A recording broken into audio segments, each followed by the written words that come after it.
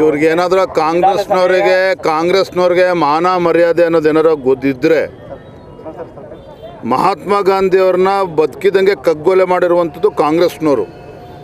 ನರೇಂದ್ರ ಮೋದಿಜಿಯವರು 2014ರಲ್ಲಿ ಪ್ರಧಾನಮಂತ್ರಿಗಳಾಗಿ ಕೆಂಪುಕೋಟೆ ಮೇಲೆ ತ್ರಿವರ್ಣ ಧ್ವಜವನ್ನು ಹಾರಿಸಿ ಭಾಷಣ ಮಾಡಬೇಕಾದ್ರೆ ಮೊದಲ ಅವರ ಭಾಷಣದಲ್ಲೇ ಸ್ವಚ್ಛ ಭಾರತಕ್ಕೆ ಕರೆಯನ್ನು ಕೊಟ್ಟರು.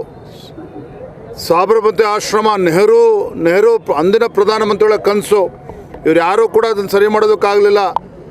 ನೆಹರು ಅವರ ಕನಸು ನನಸಾಗಿದ್ದು ಮೋದಿಯವರು ಪ್ರಧಾನಮಂತ್ರಿಗಳಾದ ಮೇಲೆ ಸಾವಿರಾರು ಕೋಟಿ ರೂಪಾಯಿಗಳನ್ನು ಸಾಬರಮತಿ ಫ್ರಂಟ್, ಆ ರಿವರ್ ಫ್ರಂಟ್ ಅಭಿವೃದ್ಧಿಪಡಿಸಿ ಇವತ್ತು ಅಂತಾರಾಷ್ಟ್ರೀಯ ಮಟ್ಟದ ಪ್ರೇಕ್ಷಣೀಯ ಸ್ಥಳ ಇವತ್ತು ಆಗಿರುವಂಥದ್ದು.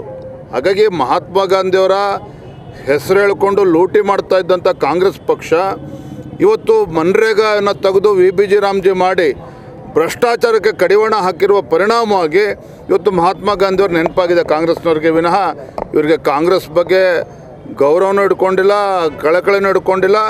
ಗಾಂಧೀಜಿ ತತ್ವಗಳನ್ನು ಸಂಪೂರ್ಣವಾಗಿ ಗಾಳಿಗೆ ತೂರುವಂಥ ಕೆಲಸ ಈ ದೇಶದಲ್ಲಿ ಯಾರು ಮಾಡಿದರೆ ಕಾಂಗ್ರೆಸ್ ಪಕ್ಷ ಮಾಡಿರುವಂಥದ್ದು. ಅದರ ಪರಿಣಾಮನೇ ಇವತ್ತು ವಿರೋಧ ಪಕ್ಷ ಸ್ಥಾನ ತೆಗೆದುಕೊಳ್ಳೋಕ್ಕೂ ಕೂಡ ಪರದಾಡಬೇಕು ಕೇಂದ್ರದಲ್ಲಿ, ಅಂಥ ಪರಿಸ್ಥಿತಿ ನಿರ್ಮಾಣ ಆಗಿದೆ.